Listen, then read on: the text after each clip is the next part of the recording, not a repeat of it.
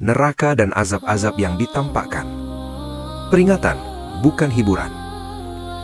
Dalam perjalanan Mi'raj, Rasulullah SAW tidak hanya diperlihatkan keindahan surga, tetapi juga diperlihatkan neraka dan berbagai bentuk azab yang menimpa para pelakunya. Pemandangan ini bukan untuk menakut-nakuti tanpa makna, apalagi untuk menjadi hiburan spiritual. Ia adalah peringatan ilahi, peringatan yang lahir dari kasih sayang Allah agar manusia tidak berjalan menuju kehancuran tanpa sadar.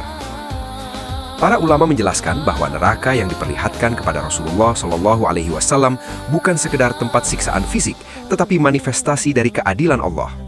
Setiap azab memiliki sebab moral dan spiritual yang jelas.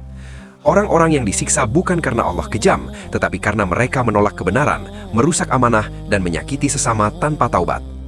Neraka adalah cermin dari perbuatan manusia sendiri yang kembali dalam bentuk konsekuensi. Dalam riwayat Isra Mi'raj, Rasulullah SAW melihat berbagai golongan yang diazab dengan bentuk yang sesuai dengan dosa mereka. Ada yang digunting mulutnya karena menyebar fitnah, ada yang memakan bangkai sebagai simbol gibah, dan ada yang disiksa karena mengkhianati amanah.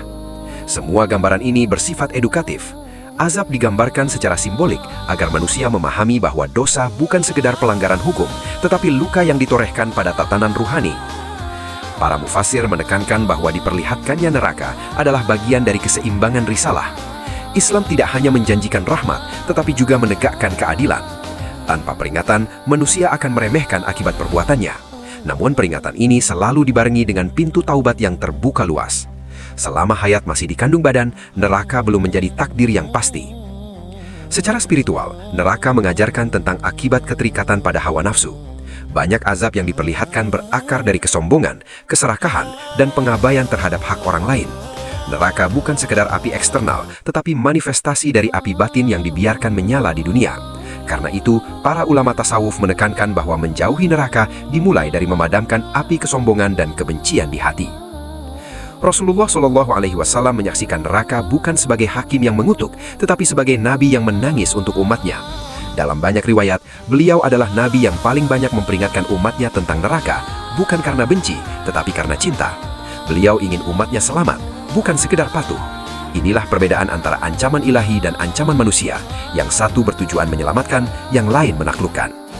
Dengan diperlihatkannya neraka, Mi'raj mengajarkan bahwa kehidupan memiliki konsekuensi yang nyata. Setiap pilihan meninggalkan jejak, dan setiap jejak akan dipertanggungjawabkan. Neraka adalah alarm moral, bukan tontonan. Ia mengingatkan bahwa rahmat Allah itu luas, tetapi keadilannya juga pasti. Dan di antara keduanya, manusia diberi kebebasan untuk memilih jalan pulangnya.